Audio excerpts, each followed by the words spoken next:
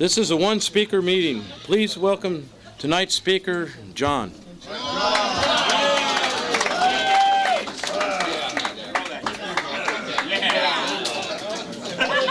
Watch your ass. What are you going to do? Make me? No. How much you got? Yeah, sure. I'm John. I'm an alcoholic. Hey, John. I'm happy to give my seat up for a lady today. In Alcoholics Anonymous, you guys taught me how to do that. What is up with locking the doors to this meeting? Like, if there was no Alcoholics Anonymous, you'd be outside and they'd gather up a bunch of us and they'd say, okay, now here's what we're going to do with you guys. We're going to stick you in a room and you're going to talk about drinking for an hour. You know, we're people who don't usually mix. And yet I come into this room and I feel the love and the laughter and like the thing that got me. You know, when I first got here, I don't know how to describe it. It's just that feeling that everything's going to be okay. And everything was not okay when I first got here. But they, you know, there was like all the laughter and people were really friendly because they would say things to me like, keep coming back, which I later learned meant, shut up, asshole. You'll figure it out. They would tell jokes at meetings and I thought that was nice. There was one joke I remember, the guy said, an alcoholic walks into a bar. There's a sign over the bar. It says, all you can drink for $1.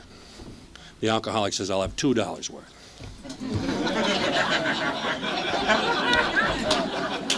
Do, do, do, do, do, do, do. I didn't get it at first. People were laughing around me, and so I laughed too. Because I didn't really feel a part of anything. I think back about my life, and I think, you know, it's like I felt like somebody dropped me off on the wrong planet. My whole life, you know. As far back as I can remember, just a little different than, a little like, you know, if you only really knew me, I wouldn't fit in, not good enough, not cool enough, whatever, you know. My head was telling me from a very early age, you don't belong. You're not right. It's not okay. Thank you, sir. It's part of the Atkins diet. Oh, can I say that on tape? Anyway, by the way, Richard, thank you for asking me to come tonight. Fuck you very much. How can you be nervous talking about the greatest miracle in just about everybody's life? Now, if you're new in Alcoholics Anonymous, it may not feel like a great miracle. And it didn't feel like a great miracle to me, remember? When you're new. I mean, we don't exactly roll in here because everything's going great, you know. Hey, I got a lot of time and friends and money and, you know, I'm going to go to AA and check those guys out. They're friendly. I got to Alcoholics Anonymous behind being sufficiently desperate. Does that make sense? Like, sufficiently desperate in the alcoholic world is different than desperate in other people's lives, you know. Some people are desperate to get a bottle of milk from the store because they forgot. Some people are desperate to, you know, pay their taxes a little late. In the alcoholic world, sufficiently desperate means that I wiped out every relationship. I screwed up my health. I stole. I lied. I cheated. I steal. You know, the whole lie, cheat, steal thing. But I really did all those things. And it wasn't comfortable to talk about. And, you know, I think I first took a drink of alcohol when I was like 9 years old. Back then, it was called cocktails. Cocktails. What a stupid word. Anyway, it's still written in neon signs all over town, though, outside the pub, you know, cocktails. But, yeah, my parents would have cocktail parties, and I remember thinking to myself that as soon as, and then they would, like, all go somewhere, you know, and all the remnants of the cocktails would be sitting around, and the half-smoked cigarettes and ashtrays and stuff, you know. So one night, I think I was about 9, I decided, what's this all about? I'm going to try it. So I walked around and systematically, like, finished off the drinks, you know, and I lit up my first cigarette that night, and I puked. And it didn't feel like... great. I didn't have a good experience with alcohol, from the very beginning. So this is a fatal and progressive disease. And I didn't have a good experience with alcohol from the very beginning. Imagine where I was going as an alcoholic, you know. But later, you know, just to skip to the point where the alcoholic thinking, my thinking, began to feel the ease and comfort of alcohol. I remember my first experience with like the sense of ease and comfort that would come with drinking. It was, and I don't know if you guys had this or not, this is just my experience. It was like I took the drink, and it was a hard liquor. I think it was probably bourbon, and it went down warm, like the warm feeling. And it's sort of like all the way down, you could feel it, and then it sort of wrapped itself around my tummy and gave me a big hug. But a funny thing happened in that moment, because remember I said earlier that I felt like an alien my whole life?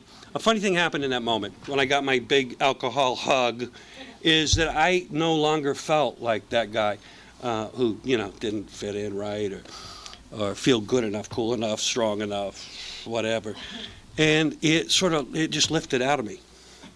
That feeling of different than lifted it out of me and went away in that moment. And a funny thing happens with my alcoholic thinking. You know, if that's good, then I should be doing this all the time, because I can function, I feel better, I feel like I can talk to you, I fit in, I'm better looking, I'm richer than I am, you know, whatever. We have a few overspenders here? Okay. And I was still quite young, but my alcoholic mind sort of captured that moment and taught me, if this is good, then more is better, obviously. More is better. I see people shaking their heads like, yeah, stupid, of course. So I think that where it really started to make a difference in my life, because I won't kid you, I didn't drink and use a lot until I was a teenager. A lot of us come to Alcoholics Anonymous with very, very serious family problems, marital problems, money problems. There's abuse. There's molestation. There are very serious matters that we come to this fellowship with. All of them grating away at our innermost being. And I respect those stories. It's not mine. I grew up in kind of like a Norman Rockwell normal, you know, environment. I'm not ashamed of that. My parents are still together. I'm glad for them. But, you know, I felt different. Alcohol eased my sense of self and who I felt like I was in the world. And, you know, I don't know where it came from. My parents weren't alcoholic. My grandmother, my grandfather, they weren't alcoholic. I don't know where it came from. I just know that I needed to drink and I needed to use. Did I mention I used? I used other things too. Can we talk about that here? No. This room reminds me of some people I knew a long time ago. They're back. Well, God, you know, I hope so, because that's the same energy and the attraction that made me want to stay. Like, I had a lot of contempt when I first came in the program. I should get sober. I can't, you know, I got to talk about a little destruction. At any rate, you know, I drank and used heavily. I developed a career as a musician. I had this sweet mullet hairdo in the 80s. With the Aquanet hairspray, like, except I would travel with cases of it. And the Bon Jovi spandex pants and 80s hairband thing, you know. God, I'm glad it's over. At any rate.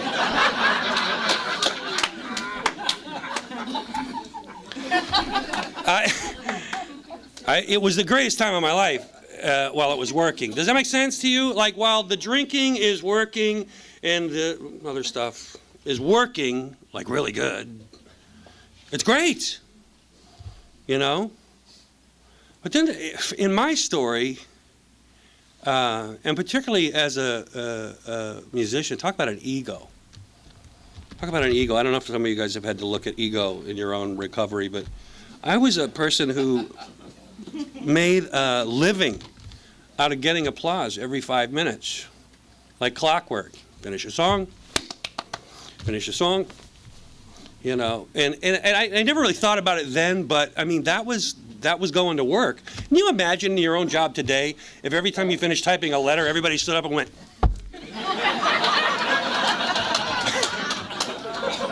dude! You finished putting together that double-double. You rock!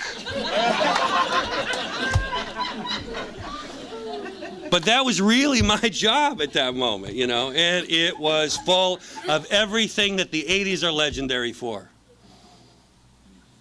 I have a friend who calls it powdered alcohol. I use everything alcoholically. I don't know about you guys, everything alcoholically. There was a point in time where it was fun, and then you cross that line. And it's an invisible line in my story because I remember looking back like getting whiplash looking back.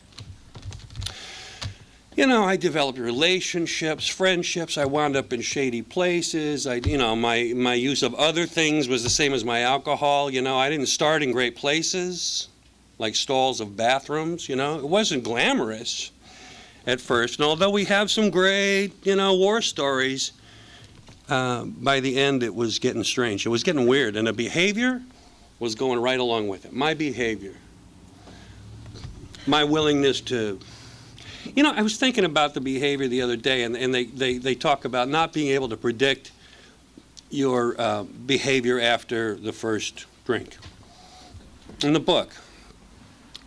And I never really thought about it. I always characterized it more as not being able to control my decision making after that first drink.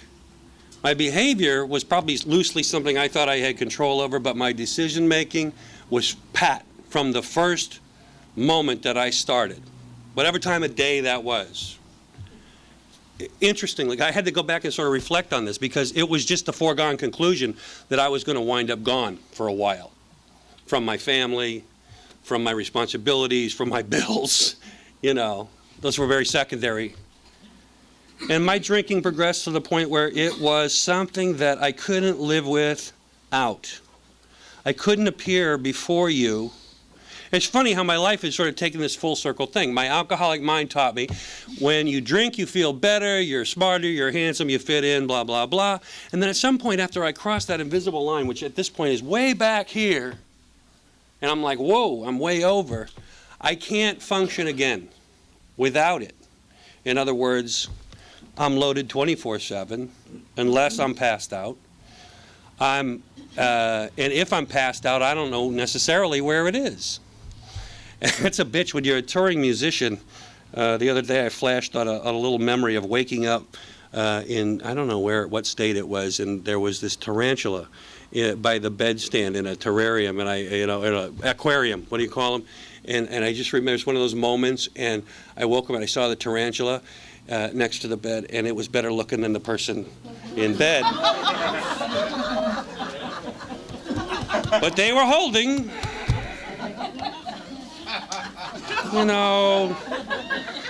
I've been down the road too, and really the miracle is why we're all laughing tonight. And again, if you're new and you're not laughing and you don't get, some of the humor in it, stick around because you might, and imagine yourself happy.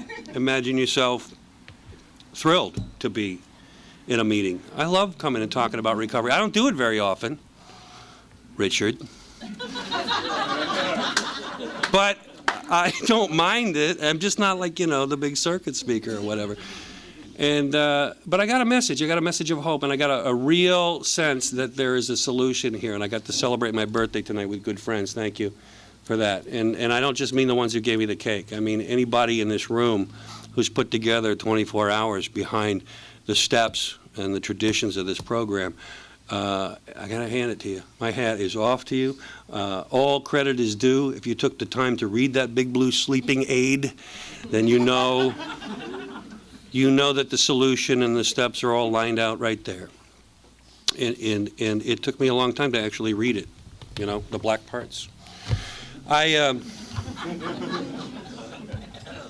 I got sober in 1992 after I lost my family and my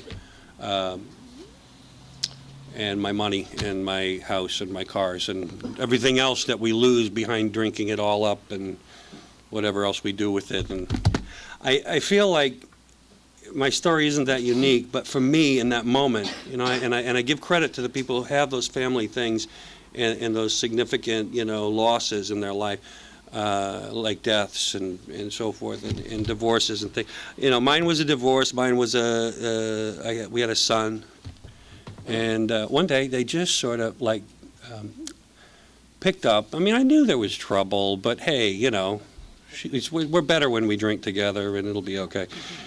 But to make a long story short, one day it was just over, and she was gone, and she called me from like 800 miles away, you know, talk about needing some distance, and said, I don't love you anymore, and don't come looking for us. You know, now I'm loaded, we're out of our house, I'm wrecked, I'm broke, I don't have a job. You know, my music career went in the toilet. I couldn't get on stage without, you know, whatever it is we do to fix and feel right. And when I couldn't get just the right combination, I would forget things, like the words.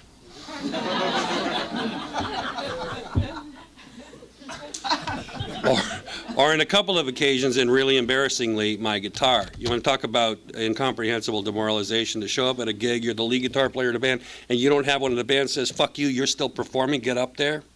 Here's a tambourine. You know, that really happened. And I was talking to a friend the other day, because I really, really do love music and appreciate the gifts and the talent that I've been given. But I remember in the world of incomprehensible demoralization, playing one night for, let me just say, a really, really famous blues guitar player was in the room. And I choked, man. I choked because I was too loaded, I was too high. And I couldn't perform and I couldn't play. That awesome moment of being able to share your gift with somebody and being able to you know, I found out later on he probably had a lot of empathy for me because I heard him speak in a meeting. He might have had a lot of empathy, but not that night. And my shit wasn't together, you know. So I had that feeling again. Oh my God, not cool enough, not good enough. Except this time I was loaded. So it stops working in my life and in my story. This is the point it stops working. No amount, no time of day, no management of it is going to fix me. And I'll tell you, that is the time when alcoholism addiction is a bitch.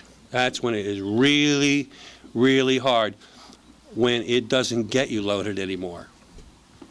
No amount, no kind, no nothing.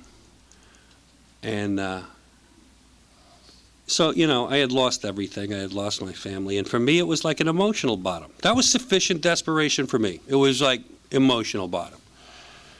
I remember, and I just got a chance to talk about this with some friends the other day. I had gone up with a bunch of that powdered alcohol in my pocket and in my, you know, drinking regularly to manage my feelings and, you know, be sort of on my game, so I thought. And I did ultimately make that 800-mile trip to try and retrieve my broken down, fucked up marriage, which today I'm so glad I failed at retrieving. And she was having none of it, and to make a long story short, I failed and I didn't retrieve the marriage or the relationship. And in that moment, I had to return home. A friend had given me some money. We had bought a ticket. I had a few days to try and figure it out, and it wasn't going to work. And I got a hang on. So I got in the driveway of my wife's parents' home, and my wife's sister had brought our kid over, who was 2 at the time, and popped him in front of me in the driveway. Now, of course, you know, I wasn't thinking much about him the entire time I was up there. I was out chasing after my marriage, my wife, you know. And he was he couldn't really talk yet, but he could walk and toddle around, and he stood in front of me, and he gave me a big hug, and I'm looking down on him, and I've reached sufficient desperation, and the alcohol's not working, and nothing else is working, and I knelt down. I turned to my wife's sister, and I gave her the things that I had that I was traveling with, like a wallet with nothing in it, and my ticket, and I had a camera, one of those throwaways, and I handed that stuff to her. And in that moment, I knew, when I knelt down to hug my son, that I needed to stop this shit. It wasn't working anymore. I just became convinced in that moment that I was definitely sufficiently desperate. I was done. There was no solution in this any longer. And in that moment, the innocence and the purity of his eyes. Now, this is my story. It doesn't happen to everybody, but it's just unique. And I don't even always share about it. In his eyes, I saw the need to be a father. I said, I got to be a father to this kid, no matter what happens, all of a sudden. And they call something like that, I have come to learn in Alcoholics Anonymous, a moment of clarity. I don't know if you had one. It's not always a burning bush, and it's not always something that, manifests in a real dramatic way. But that was mine, and I remember it vividly.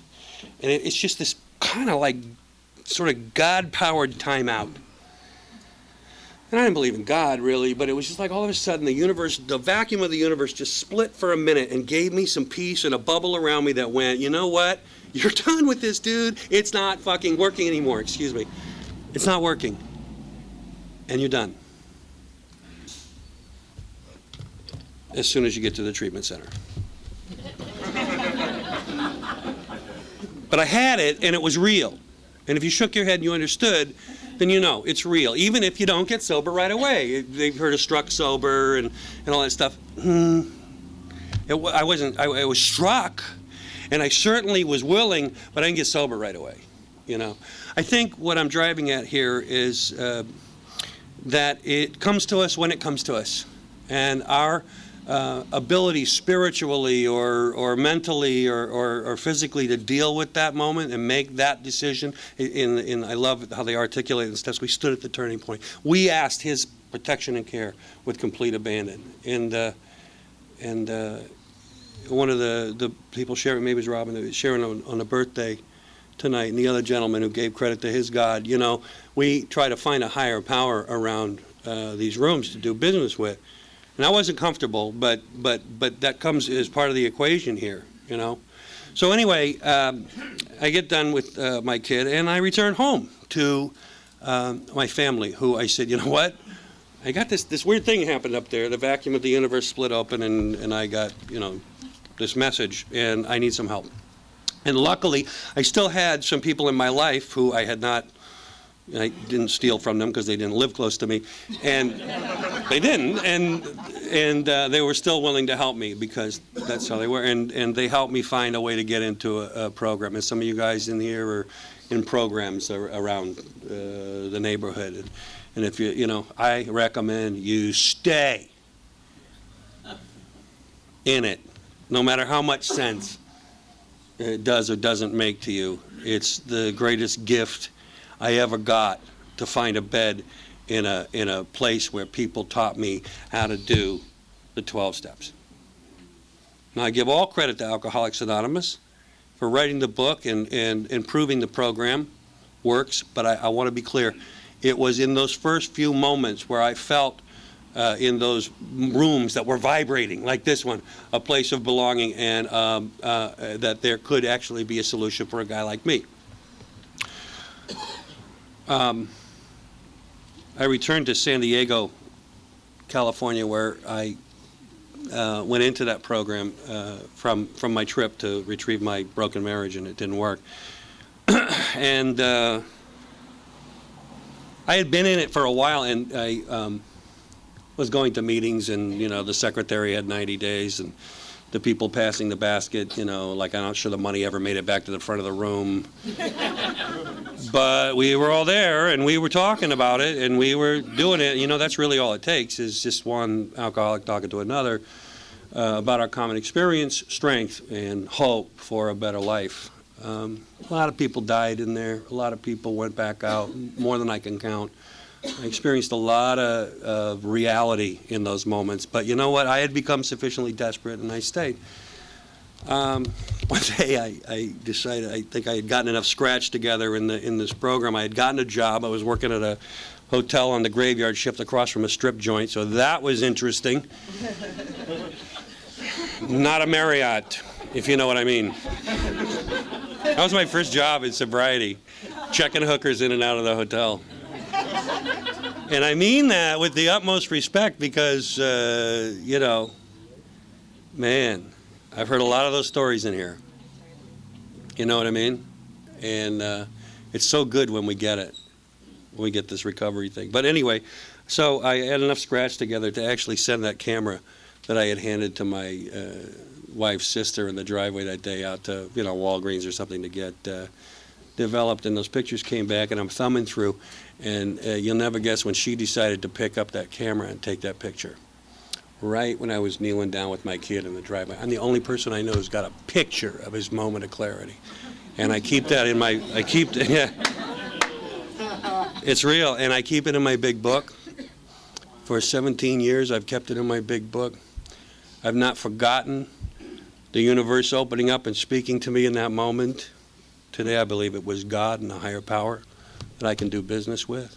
I found that here because you suggested to me it didn't have to be God at first or ever, but it's got to be something, and you got to get next to it, and you got to sort of like write it out and you know, share with us what it is and figure it out.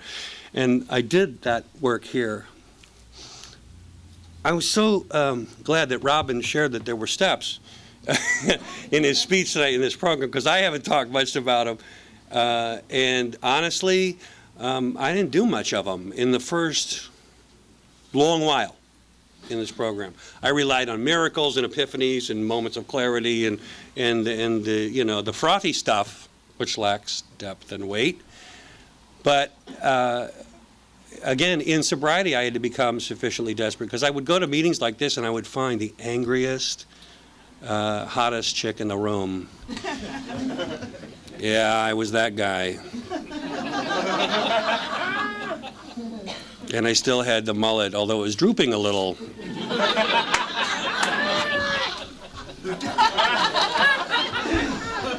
It was drooping, but, you know, our standards are a little different. And I remember my solution in recovery, in those early days of recovery, was in other people too. You know, not just in miracles and frothy moments, but I got to be real in people and relationship and sex and whatever, you know, felt good at the moment, and more of it, by the way. And so as soon as I found that angry young woman, and she was perfect for me, I married her. I think I had 3 years, and she had, you know, 1 day. Week, I don't know, it was pretty raw. And no, but you know, I mean, it was very special because I remember celebrating. We went to Mexico because that's the hottest place you can go, right? And it was close to San Diego, and that's all I could afford. And then I think where I'm getting now with this, just to leave you, you know, it's like it lasted 90 days. And that's a true story. So if you're thinking that the social aspects of Alcoholics Anonymous and the tightly knit community that we are here, and the comfort and ease that we find in one another is valuable to you, and that you can take your solace and your recovery strictly from that, you're not going to make it. Because my point here is, and I go back to sufficient desperation, I had to get sufficiently desperate again, sober. Now, without any lubrication whatsoever, I had to feel pain and betrayal and horribleness. You know, just, it was, and some of you are like shifting in your chair, you know what I'm talking about. Feeling those things sober without working steps and without having a higher power, without having a sponsor and a group of trusted friends, is the hardest journey around here. You know, it's all written out in the first 164 pages of the big book of Alcoholics Anonymous, which is available here, I am told, at this meeting, even after they unlock the doors. And I think that when you get sufficiently desperate enough to do the work as it's prescribed, to read the black parts of the book, take the steps in order, and do what's suggested, that the experience and strength and hope of literally millions of others who have gone before can give you a sense of ease and comfort and happiness like you've never known. Since I got sober, I've had great jobs. I've had great relationships. I talked to that 2-year-old boy on the phone today. He's 19. He's in the Air Force. He's just amazing. I got to be a dad again, and I have a little boy. I named him Chance because that's what he represents for me, and it's what this program represents for you and for me, if we do it one day at a time, the way it's suggested. Thank you for having me speak tonight.